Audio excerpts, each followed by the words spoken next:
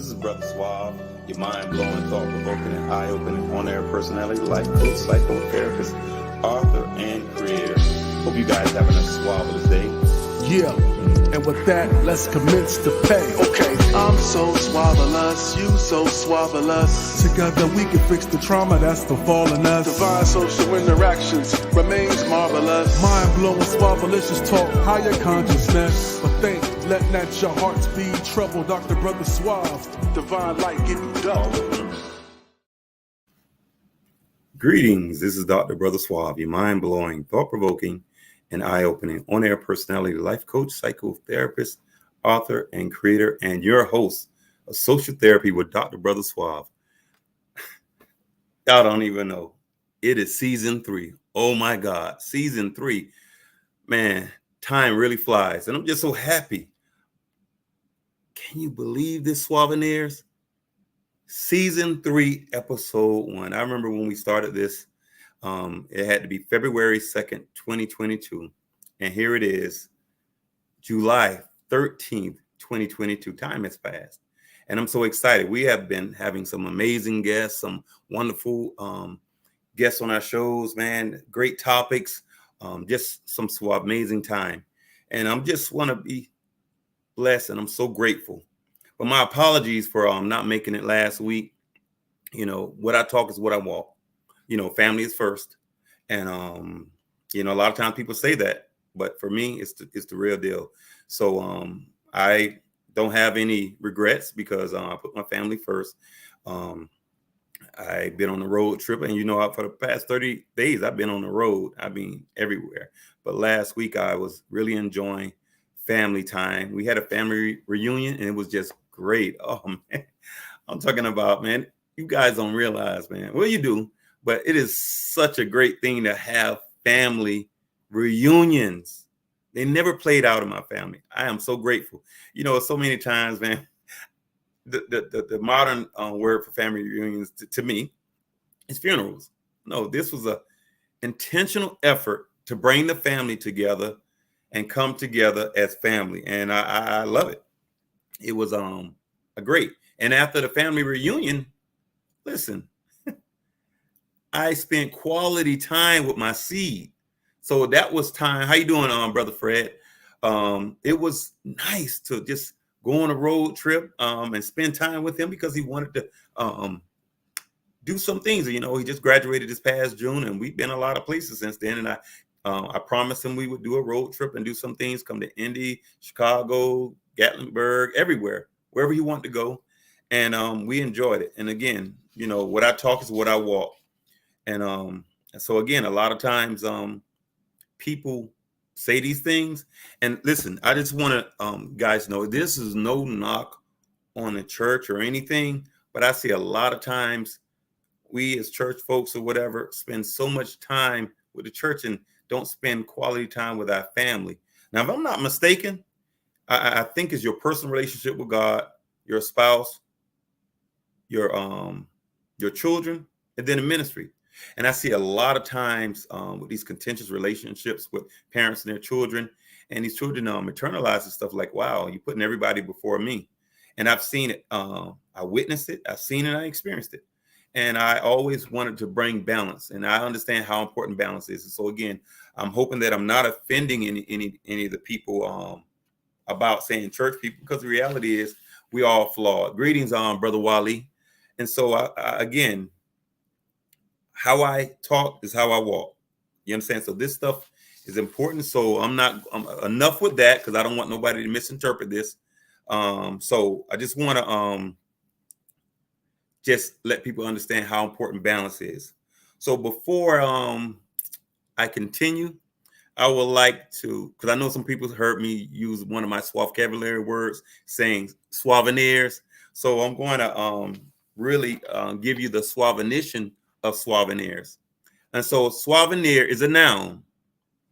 And those who follow the Suave philosophy of Suave by gracefully transitioning into their greatness and understanding the significance of self-love.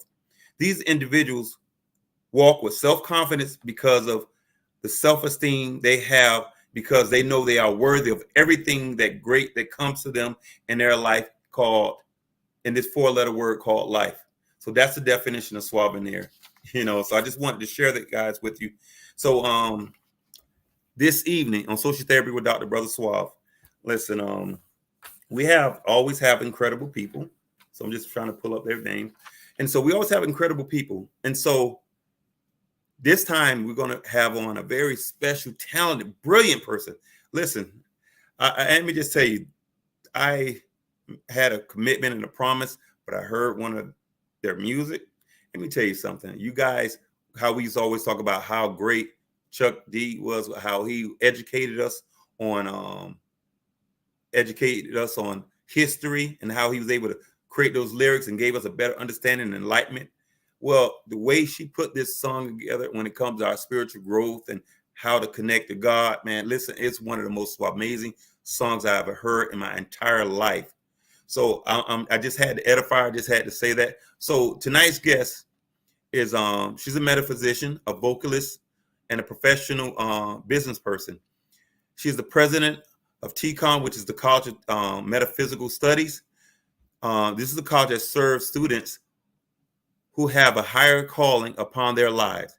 She's a resident of Bakersville, California, with her partner, Jared Campbell, and their 6-year-old son, Crimson Campbell. So without further ado, let's welcome the wonderful, talented, and beautiful Dr. Magazine RichWell. Hey there. Thank you. Bless you. Thank you. Thank you, Dr. RichWell. How are you? I'm pretty good. I'm Suave-tastic. There you go. There you go. So thank you. Thank you for honoring us to coming on the show. And listen, I'm happy. So how's that weather way on the West Coast? How is that weather over there? Beautifully hot. Well, let me tell you, I personally don't like hot weather, although I'm from Miami, Florida. Listen, over here in Indianapolis, Indiana, it's been about 75, and I am great with that weather. Yes, yes. It's 75 weather, 75. Oh, my God, it is great. I love it. I won't be here too much longer. However, I am just happy about that weather and always want to be grateful for whatever conditions we have, because I always thank God for another day to get it right. Yeah. So, Dr. Magazine, so before we get into our dialogue and just, feeling comfortable, just tell us a little bit about yourself. Well, first of all, I'm very grateful to be living and having an experience in this realm of physicality, being a spiritual being. Okay. So I'm a grateful person. Yes. I'm grateful for my child. I'm grateful for my fiance. I'm grateful for you, Dr. Brother Suave. I'm a metaphysician. I am an artist, a performing artist, and I compose music as well as some instrumentals, and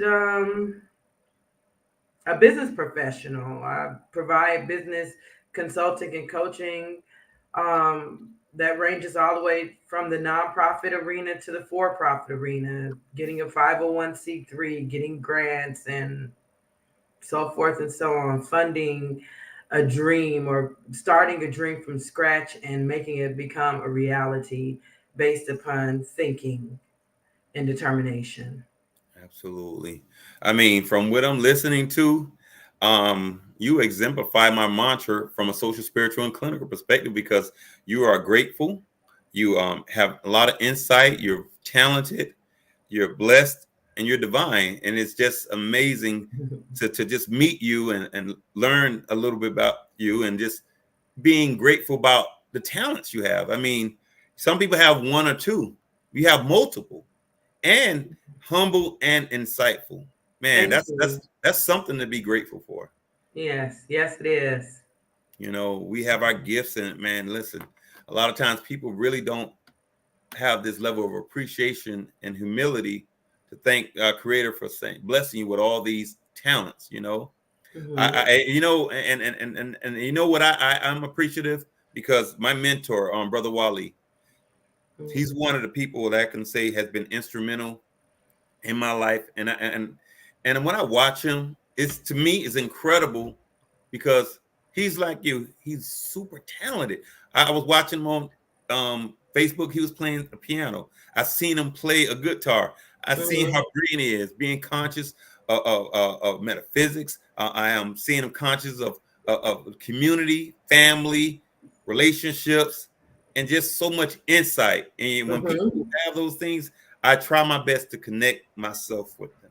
And I'm grateful. I'm grateful to have people in my life like that. I'm grateful for my frat brother, man, accountability partner, person I can share. You know, the brother is constantly checking up on me, and you know, you don't have to ask. And those things, to me, those are things I'm grateful for. I'm grateful for it, and I'm so appreciative because, you know, people always doing something reactive, or when it's times of crisis. That's why I was mentioning the family reunion. We came together not as a crisis, but as coming together because we love and appreciate one another. And I think the whole world really needs to try to make those connections and identify with those things that to me was important. That is very important. And so this thing, Christian metaphysics, and when you came on, you were saying you're a metaphysician. Share with everyone and help us have a better understanding, because we all, again, about educating and empowering our audience. Sure. Yes, and I was quite brief with that. Yes, I am a Christian metaphysician. Okay. And it's a little bit different than being a metaphysician. Okay. But I'm not saying that it's better or that it's worse. I'm saying it just is what I am. So metaphysics to me is defined as something that has opened up in the spiritual realm to give us a sense of knowledge in this realm of physicality as to why we're experiencing what we're experiencing. Okay. Being a Christian metaphysician, I do believe in the work of miracles. Metaphysics is all about the unseen realm, things that we cannot see, we cannot put our hands on, but we know that it became made manifest in this realm of physicality, which is why a bowl is a bowl and a fork is a fork and a couch is a couch. So as a Christian metaphysician, I recognize that Jesus Christ did some very marvelous things. He was able to walk on water. He was able to multiply loaves of bread and fish for the masses. He was able to heal issues, blood disorder issues. He was able to cast out demons. And this power had to come from somewhere. He had to have, of course, I think, the faith of not even the size of a mustard seed, probably half of the size of a mustard seed, in order to get these things done. And I believe that we all have an individualized power within ourselves to be able to do some of these same things if we are to think outside of the box and recognize ourselves as the gods that we are, according to Psalms 82:6. So I know that was long-winded, but that's what metaphysics is to me. And it is just the power to manifest. Yes. And I'm glad you said that, manifest the power, because for a while, and the more people are learning, researching, and getting empowered and educated, people have a better understanding. You said the word, saying that we're gods. You know, that was highly offensive a little while ago when someone say they're gods. And now that people are understanding you are the image of, and then saying this and manifesting and becoming that, having those same powers, I think sometimes people get quite offended, but now more people are learning that they have certain powers. Yeah, you know, it's kind of like high school. You know, when I think of a Christ mentality, Jesus Christ, he didn't, I interpret it, he didn't come here to be a showboat and say, "Oh, look, I'm Jesus Christ. I can walk on water. I can cast out demons. I can feed people out of nowhere." He didn't come for that. He came to teach us how to do these things, these very things that he was doing, which is why he had disciples and people following him that he was trying to teach and train up underneath him. He had his own squad trying to teach them, and to set an example. And so until we start really honoring the fact that we are God bodies, I don't feel like we're really going to get anywhere with a higher level of consciousness that we would get if we just adopted a godlike principle and mentality of knowing that we are made in the image of God and we are God's souls. Okay. So so when you start, because you made it, you define Christian metaphysics. So how did you actually become a metaphysician? You know, I mean, how did you get connected? People out there, did you have any supernatural experience and having you to understand this realm, or you know, I guess like a human entity or something like that? How did you have this experience or become a metaphysician? Funny that you should so mention that. It was exactly what that was, a human entity. And what a human entity is basically a human being, but they're possessed by something that is supernatural and interdimensional, super dimensional. And I was harassed for 5 years straight by supernatural phenomena that would just happen to me in the form of human entities. Okay. And I was called crazy. I was thrown different places, in and out of institutions that just did not understand the fact that I was being pestered. But I knew that I was being pushed towards being a metaphysician and realizing that there was no one specific religion, that there was no one specific cause that created the type of scenarios that we seek to experience or seek not to experience. It just was energy. And so when I started recognizing that energy, I was able to break and nullify certain contracts that I had entered into knowingly or unknowingly that really set me free and gave me healing in my life to be able to push and move to the next level. And I did see even myself just having supernatural phenomena and powers to accomplish things and do things that science could not explain or describe. And I wanted to share that with other people.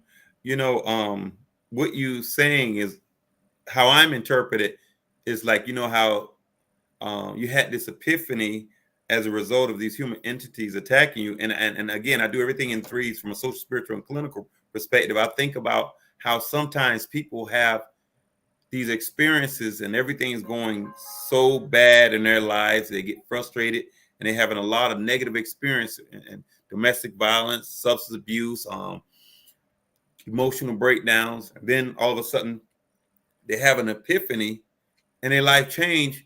And then they end up doing some incredible things after their experience. Yes. You know, exactly. You know, I mean, how many times you can look at it now when you look at all these great people and they tell their stories of abuse, rape, trauma, divorce, and then they have this, and these were like almost like human entities attacking them, and their whole life they felt like they've been oppressed, held down, or something was holding them down. And then all of a sudden they had this epiphany and they just was determined, and next thing you know, they became everything that was in them, everything that they always wanted to be, and they disassociated themselves. They broke those emotional and spiritual contracts with other people. That's right. And this is how I'm processing. Again, I like to say things from a, like you broke it down from a spiritual. I like to break it down from a social perspective, and as well as a clinical. You know how sometimes people have psychiatric issues, and then they go get treatment, they go get therapists, and they start to get learn about emotional intelligence, start learning their trauma has significant impact their perception of the world, and then next thing you know, once they conquer those things, bam, the sky's the limit. So thank you for sharing that, because I appreciate you. You know, so thank you. So share a little more about, I'm sharing my personal experiences. You know how sometimes, you know, and I think we, you know, again, people don't talk about it, but they experience these things. And so how I am in private is how I'm in public. So this is our private conversation, but it's also public. And so I'm open enough to share it. And I have experienced sometimes when I'm home, I mean, when I'm sleeping in the middle of the night, and I sometimes feel like something's holding me down, and I'm like, ah! And I'm like, what is that? It's not my imagination. It has to be something that may be supernatural that's holding me, and I'm determined to break it because I'm sleeping. Something feel like it's actually holding me. And sometimes when I watch these movies, I'm like, you'll see something holding somebody down, and you just see the image of them, but it is a movie. But then I think like, is that something that's supernatural that's trying to hold me down, and I'm fighting it because I physically can feel something holding me. I don't know what it is. So I'm just wondering, as you discuss these human entities, how accurate or how true do you think this is? Because I know I'm not imagining this. You are not imagining it. That's like what you describe is like an old trick to their bag, to show us that they exist and they have the power and whatever else. First of all, a human entity, like I said, is an interdimensional spirit that is in a human being. It is something that's supernatural. It's not. It's in this realm of physicality, but it's in multiple realms. It is in realms that we cannot see with the physical eye, and it has the ability to enter in humans, or they have the ability to enter into humans. I believe that Christ was harassed by human entities. These were human beings doing this stuff to him. However, he dealt with the challenges of Satan himself. And this is what I'm talking about. A human entity it's not like what people think. Like when you watch movies and you think of like The Exorcism, these human entities are most sophisticated. They have very sophisticated, they're super intelligent souls. They're very sophisticated. They know what we're going to do before we do it. They can hear our thoughts. They know what we're thinking before we even know what we're getting ready to say out of our mouths. They're super intelligent. And so for me to have been harassed by these super intelligent human beings performing miracles or what appeared to be supernatural phenomena in front of me, it made me feel isolated.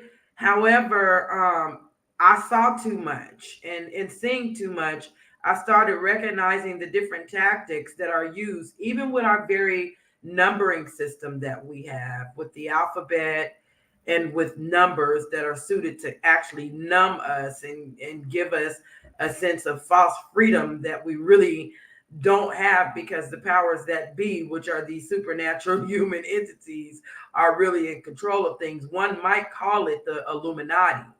That's the term that it gives. When I was harassed by these human entities, though,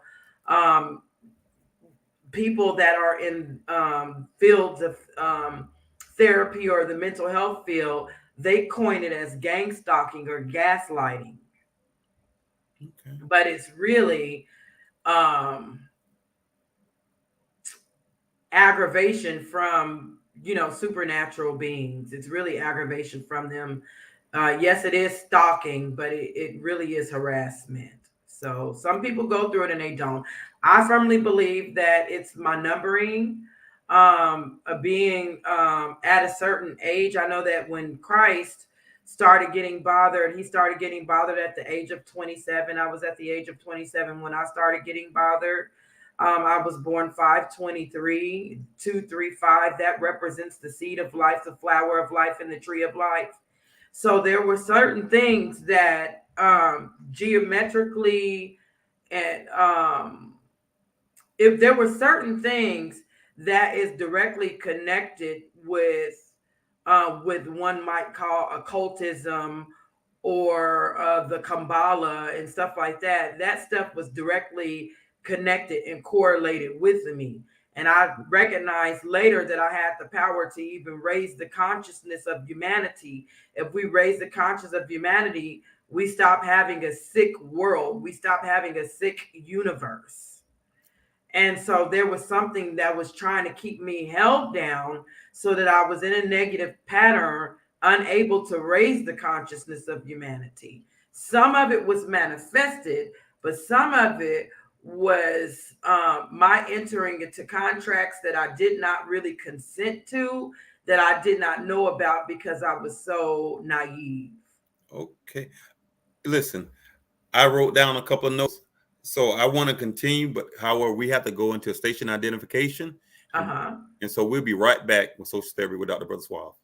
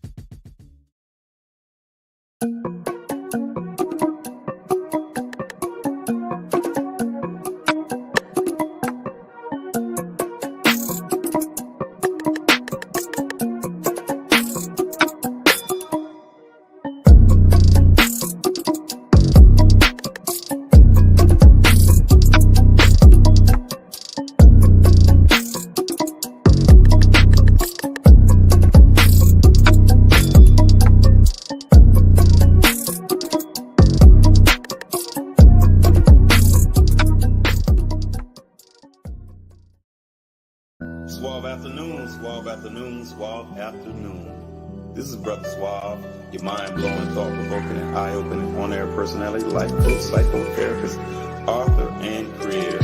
Hope you guys having a suaveless day. Yeah, and with that, let's commence the pay. Okay, I'm so suavelous, you so suavelous. Together we can fix the trauma that's befallen us. Divine social interactions remains marvelous. Mind-blowing, suavelicious talk, higher consciousness. But think, let not your hearts be troubled, Dr. Brother Suave. Divine light give you double. And we're back with Social Therapy with Dr. Brother Suave with a very special guest, Dr. Magazine RichWell. We're talking about Christian metaphysics and some of the realms that people are experiencing and how to identify with those.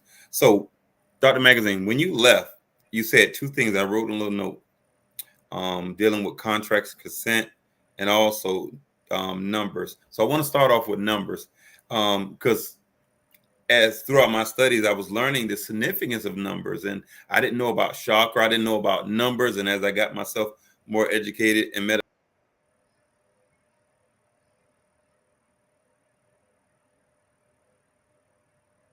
Are you there, Dr. Brother Suave?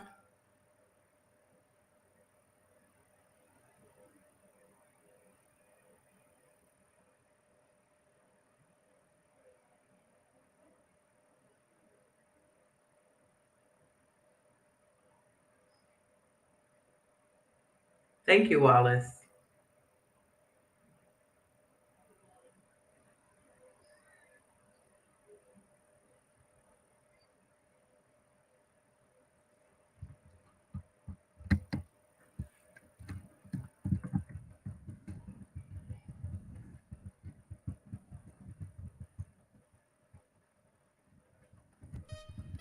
Tune in and stream live now. Social Therapy with Dr. Brother Suave, the podcast, is now being broadcast on NPN Voice. NPN Voice can be found on Apple Podcast, Google Podcast, Spotify, SoundCloud, and now on Audible and Amazon Music, and anywhere you listen to your favorite podcast. Social Therapy with Dr. Brother Suave, the podcast, now on NPN Voice. NPN Voice. Got voice. You heard?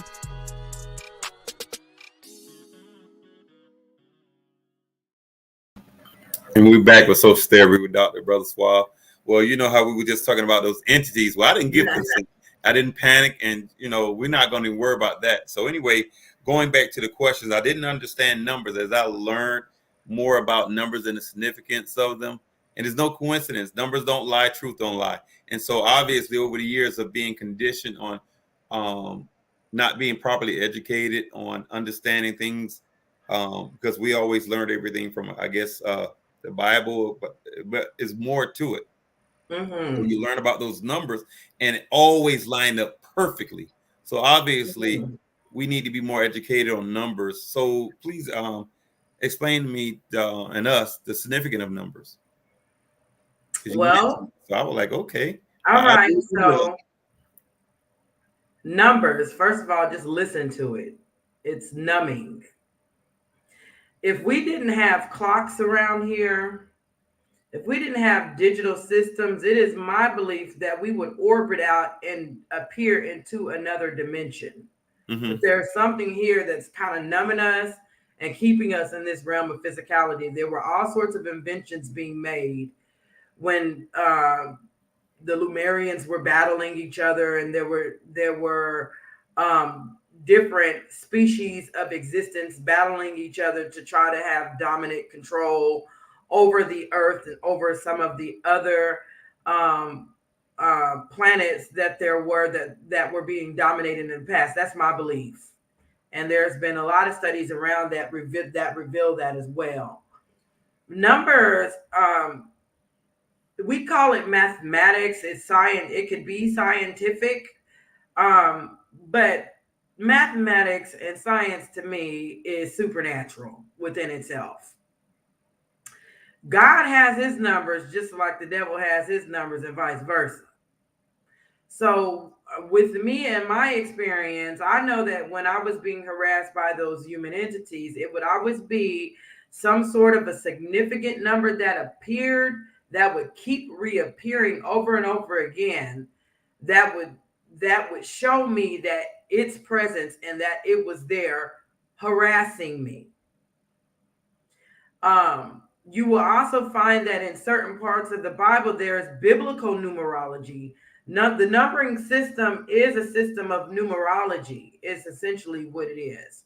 We think that in order to create some kind of miraculous manifestation, that you have to be like Einstein, and that's not the case. If you get your very Bible and you read your Bible in the beginning, you will see who begot who, and the numbers end up adding up from a numerological perspective, almost to the point to where you could predict a person's death and who was coming again. And this is in the book of Genesis.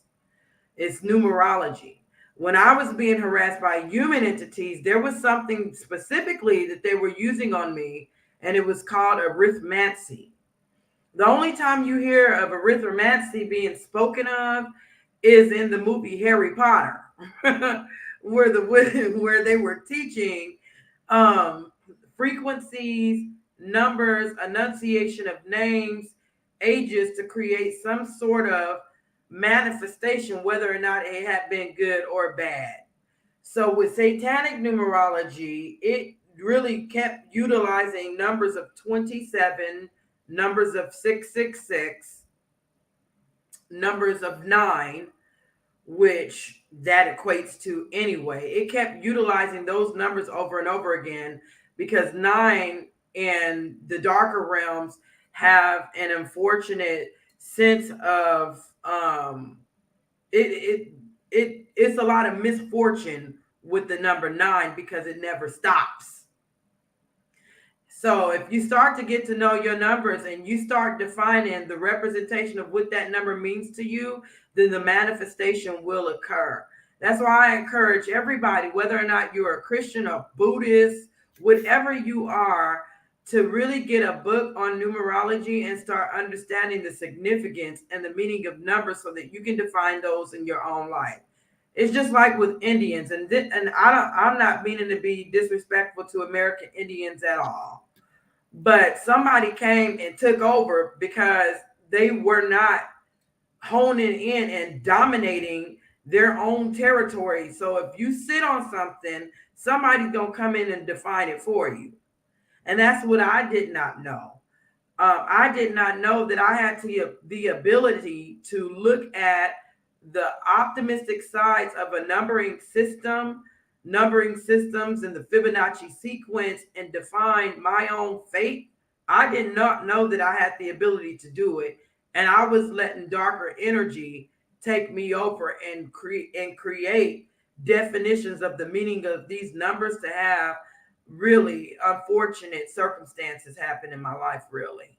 But when I started defining my own meaning of numbers and what that meant to me and how it correlated with the different experiences in my life, not only was I able to break certain contracts, which we'll get into, we'll talk about breaking and nullifying contracts. Not only was I able to do that, I was able to create a wonderful life experience based upon my own thinking and the definitions that I defined in my own life. So we really should be conscious of that. We should be conscious of our age. We should be conscious of the telephone numbers that we're assigned from the telephone company. We should be conscious about what's on our driver's licenses. All of this stuff is designed. It's like the Matrix. It's designed to enable us to have some sort of a manifestation and experience, but we can take that over and create the experience that we so desire as gods rather than being stuck in a generational curse. Okay. I hope I'm making sense. No, I'm connecting. So unconsciously, you may have consented to some of these contracts, I guess in this realm of physicality. And then once you became aware of it, you was able to break those contracts or denounce them, so to speak. Yes. Okay, so that being said, so why is it so important in this realm of physicality? I guess why is consent so important? Consent, it's like what Satan did to Jesus Christ. You know, he said, if you bow down and worship me, you know, I'll give you this. And Jesus said, anything that proceedeth out of the mouth. And then he goes on and on, essentially saying that I'm not going to worship you. You will not have dominion and power over me. The things that we consent to, let me tell you something. He would have never been able to get out. I'm not going to say never because that's Christ. And we all have the ability to get out of everything, honey. Because if I tell you I was harassed by 5 years and I am no longer a targeted individual anymore, thank you, Lord. I'm so happy because of that. But when we consent, when we give that little piece of consent, it attracts an energy and it attracts other people that try to get that same consent, other entities that try to get that same consent, because it's creating a repetitious pattern for us to fall into. So say, for instance, let's say you have Joe Blow coming into your environment, and Joe Blow is a drug abuser. And you don't abuse drugs, but you tell him that I don't abuse drugs, I don't consent to it. But every time Joe Blow comes into your environment, they got some coke on them. You're not kicking them out. You're not doing anything. Well, never mind what you said. You said, I'm not a drug abuser. I don't go for drugs. This is not what I do, but you let it happen. And so without checking these things, next thing you know, Joe Blow got 2 or 3 other friends, Joe Mike and Joe John, coming into the picture with the drugs. And then the next thing you know, you're entrapped around a whole bunch of people. You start seeing energies of people. You start seeing people with sucked up looking faces and stuff like that, looking like they been out there in the world on drugs and stuff like that. It's a certain energy. That's what Satan does to try to entrap. It's consensual things, it's boundaries that we just don't say anything about that creates unfortunate circumstances. Yeah, I would like to comment on that because, you know, for me, again, seeing, experiencing, and observing people, it's like you work so hard. Like, let's say a person in recovery, because it never ends. So you work so hard. Like, let's say you abuse crack, and you work so hard to get that, because triggers and things, and you have to, I always talk about one life, one soul, one heart, protected at all costs. So you have to protect your sobriety. So let's say you was dealing with crack for years and you broke that and you got past it, but then you allowing people and to come around you who's smoking and drinking or just doing some things that can trigger you to relapse and go back to these things. You're not only inviting them or giving consent to those entities, but they're not respecting you. Right. And so when you relapse or something happens to you, you can't always blame them. You have to take ownership. Yes. And I see people, I'm like, for me, the life of me, again, it's not my business to say anything to adults, but a lot of times I'm like, how can you allow these people to be in your space and disrespect your house, disrespect your sobriety, disrespect your journey that you had traveled? Because eventually, I always felt when you are most vulnerable is when you're arrogant and think you can deal with everything. Correct. I think that's when you're at your most vulnerable point. Yeah. And it would be a crying shame to be clean for 15, 20, 30 years and allow your lack of advocating for yourself to say, I'm not tolerating this. And then it happens, But those things create stressors when you don't advocate for yourself, you don't speak up for yourself, and you don't never know when you can just lose it. So I just think that people need to be really mindful of that. And again, you're giving consent. You're giving consent. Because remember, you have to pay attention to what entities say, people say, and what they don't say. Entities are very symbolic, so they don't say a lot, but they do. Yeah. And they are productive. They got full-time jobs. They do. And so whatever you start accepting into your life can create a habitual pattern that will turn into a living hellhole if you allow it to, without breaking or nullifying those contracts and putting your foot down and actually accepting confrontation. So what you read my mind, because that was my next question. It was saying, what can you do to nullify and break unwanted contracts? I was just going to ask that. Look at you. You put your foot down. You pay attention to what's not being said. It could be as simple as you kicking this same person is coming around with the coke and stuff. You kick them out.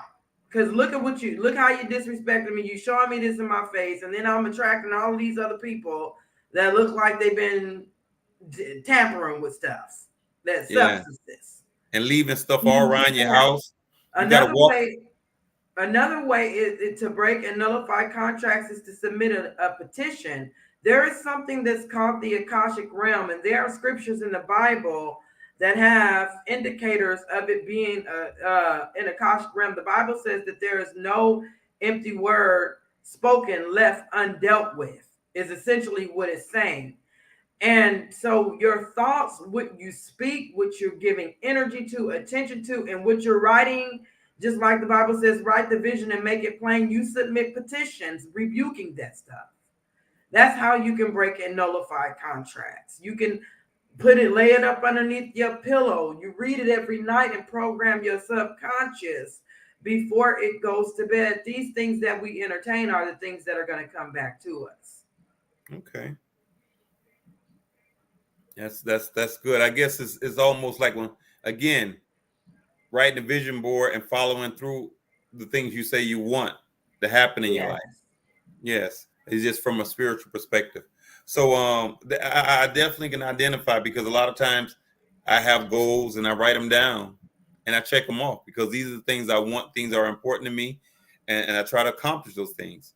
And so they are manifested in my reality and my life, and I can feel them, see them, and experience them. So I'm understanding this. Again, I think it's just so many different perspectives of learning about life through a spiritual perspective.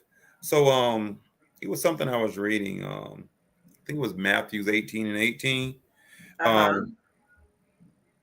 And it was so how do you relate Matthew's 18:18 and why it's so important when it comes to Metaphysician?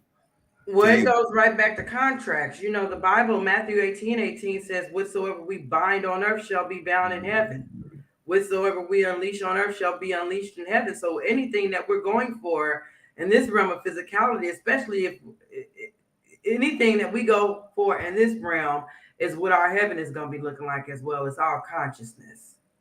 You know what I mean? Mm-hmm. And so tolerating things or not tolerating certain things is a way to be able to build a greater heaven within our own lives for ourselves and for other people too, because we lead by example. Okay. Now that question, because I've been accused of having these standards that people say is not right. And I always felt that these things are important because I don't want people in my space. It's not going to be respectful, not people who's not going to be striving, or even people who just not going to respect the things that are important to me, because I believe in balance. I try to respect them, but I also want to respect it. And for me, that's one of the most important things to me. And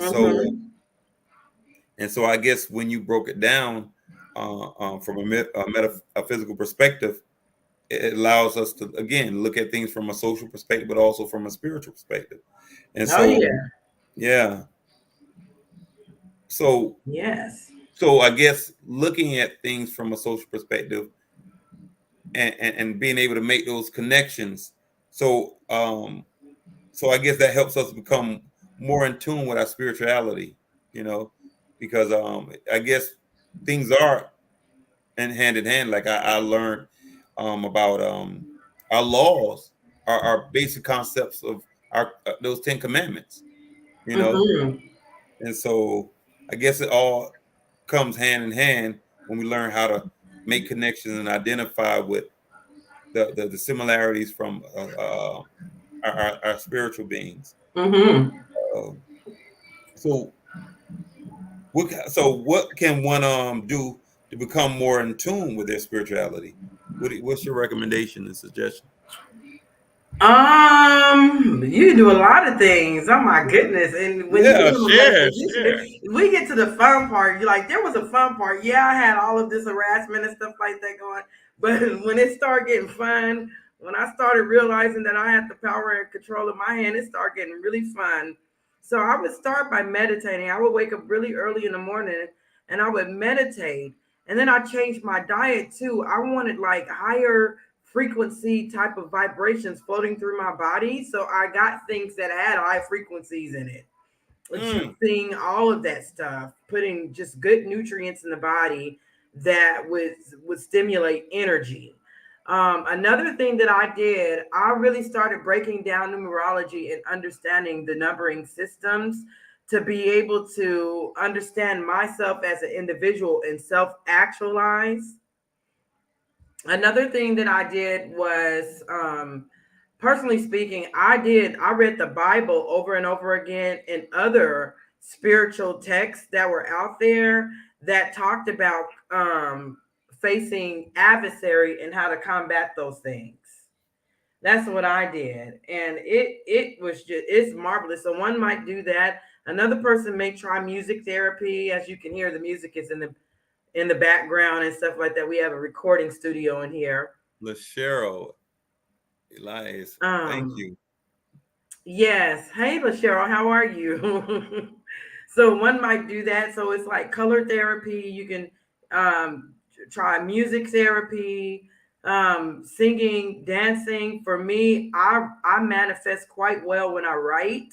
So I write an awful lot and I submit a lot of petitions, things that I want to see happen and unfold. And those things truly do. I've not had one thing not unfold in my life that I've wanted to see happen as a result of just like I just wrote and they just unfolded. I've not had something not made manifest at some particular point in time, even during times that you don't even expect it. So there's a lot of stuff that people can do to start connecting with their spirituality.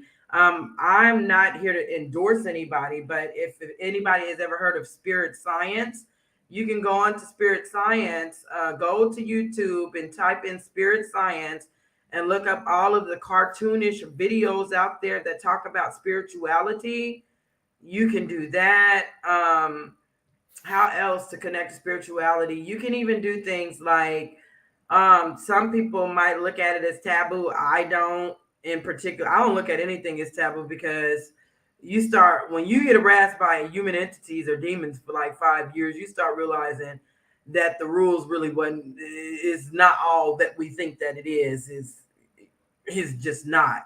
But some people even use astrology, to help them determine what their personality traits are, to help self-actualize. So you can do that. You can connect with nature. You can connect with animals. I have a dear friend of mine who is an animal whisperer, and always have good things happen as a result of communicating with animals and nature. There's a lot of things that you can do to connect to spirituality. You can connect with a shaman to help you sever some of these contracts that have been out there and available, and maybe even pull some things out of your auric field that you didn't know that was there. I've had certain people have hairs come out of them. I've had certain people have sharp objects come out of them as a result of going to a shaman and having a shaman work with them, stuff that was just stuck in another realm that appeared in this realm of physicality somehow out of the blue. You can do a lot of stuff. Spirituality is here with us, and if we acknowledge it a lot more, I think the closer we'll be to creating the heaven consciousness. Okay. Now, when as you explained that, is it from any particular spiritual philosophy or the generic meaning of spirituality? It's not from any particular spiritual philosophy. I resonate with Christian metaphysics because I was raised Christian, and this was the closest that I could find to my own philosophical consciousness, to trying to raise the consciousness of humanity. Jesus came over here. He taught people how to do what he did. He ascended. All of that stuff. So that resonated with me. But you don't have to be any particular religion to be able to reach a higher state of consciousness spiritually. Yeah. Because I've noticed over the past couple of years that people are saying, well, I'm not religious, but I'm a spiritual person. And these people are really connecting to themselves and other people, but they don't have a particular religious philosophy. They're just people who are just spiritual people. And so I guess they're still having results of connecting to their spirituality and being more in tune. That's right. You are correct.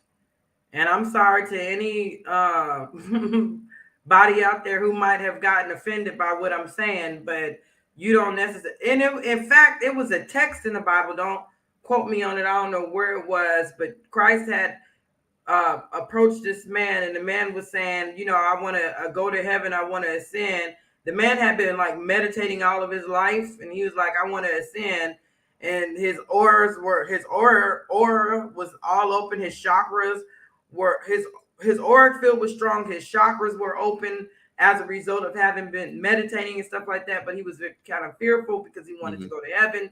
And, Jesus looked at him and said, you already been doing what you need to do to get into heaven. So that's a big signification there. That is not, and that's my own belief, like when I think of peace and just peace all the way around, I think of a heaven state. Yeah, because you have people who are not Christians, but they subscribe to like Buddhism, Islam, Taoism, different sciences, or even African-centered sciences. Hello? I'm sorry. I don't know. We probably having a little technical difficulties, and so anyway, oh, there you go. All right. Yes. So again, how a person may not be a Christian, but they may subscribe to Buddhism, Islam, African-centered scientists.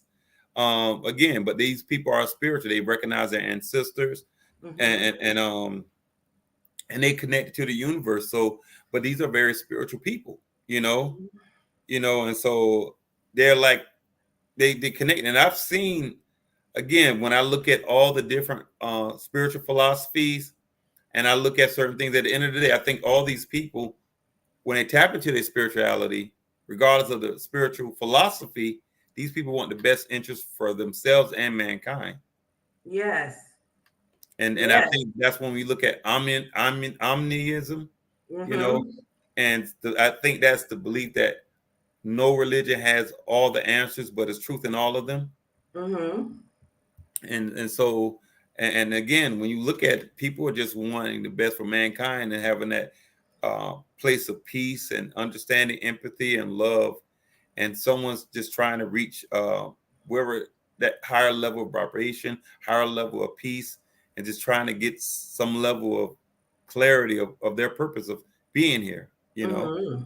And so I just, you know, was thanking you for just bringing that together, hitting home, help us identify how do we become more in tune with our spirituality. So I wanted to, over the last couple of minutes, because we don't have that much time left, I wanted you to, I guess, spend the last couple of minutes sharing with people how you could be reached and what services or whatever you have to offer, you know, and tell them how can you be reached, you know. Okay. My main platform, spirituality, for me comes first. Now, I am an artist, and I found out a way to bridge the gap between that too, even with the school.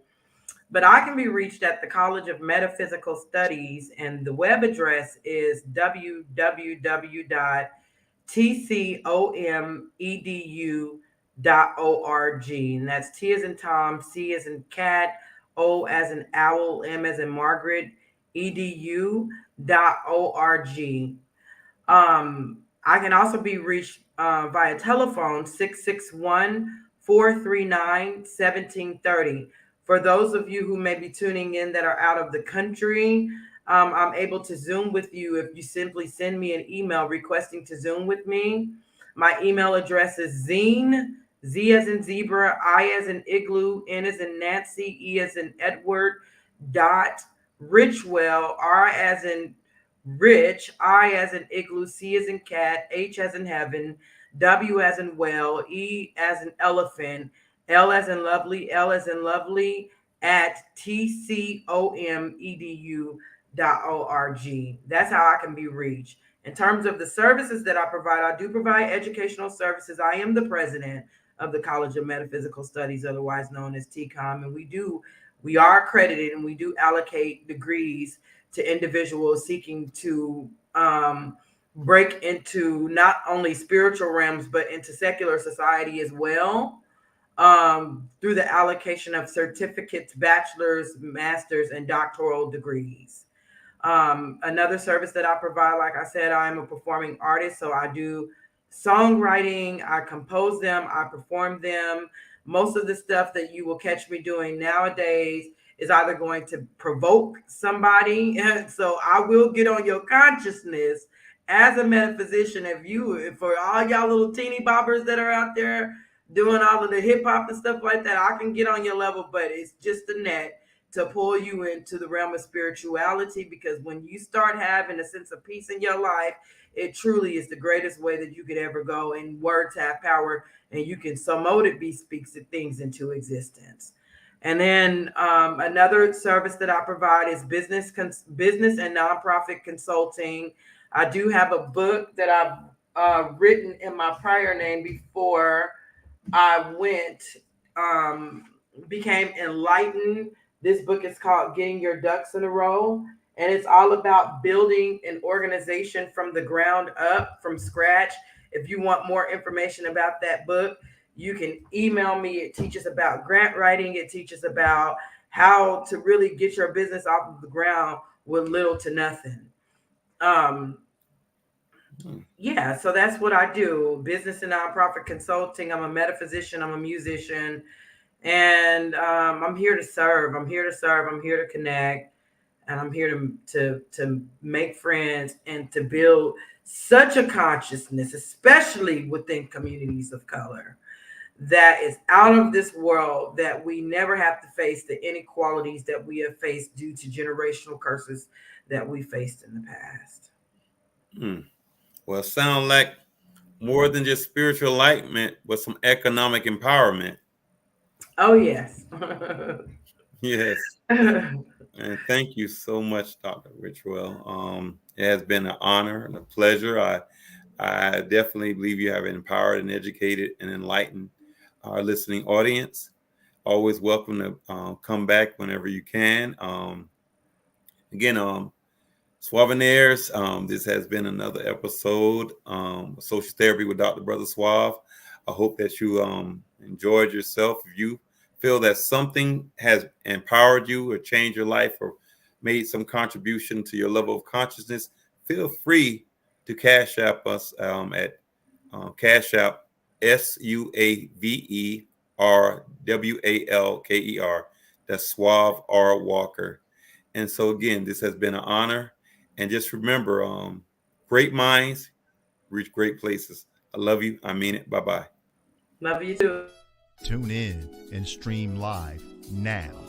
Social Therapy with Dr. Brother Suave, the podcast, is now being broadcast on NPN Voice. NPN Voice can be found on Apple Podcast, Google Podcast, Spotify, SoundCloud, and now on Audible and Amazon Music, and anywhere you listen to your favorite podcast. Social Therapy with Dr. Brother Suave, the podcast, now on NPN Voice. NPN Voice. Got voice. You heard?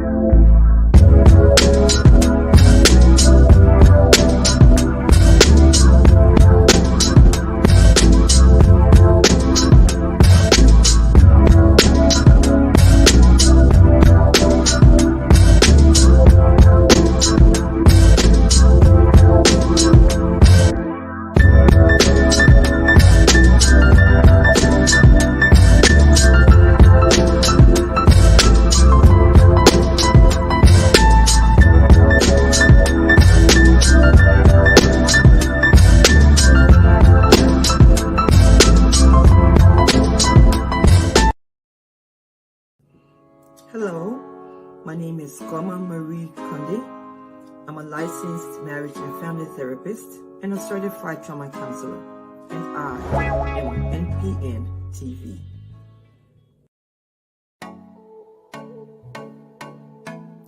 What's up, everyone? I'm Brandy the Disconnector, wife, show host, entrepreneur, investor, and ICS certified life coach, here to tell you that I'm on NPNTv, the network that is by us and for us. Lock in and let's get it.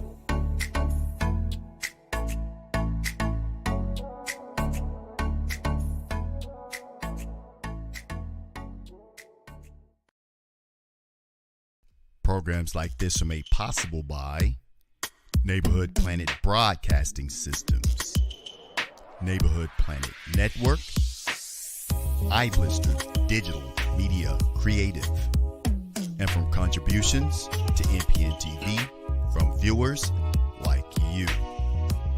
Thank you.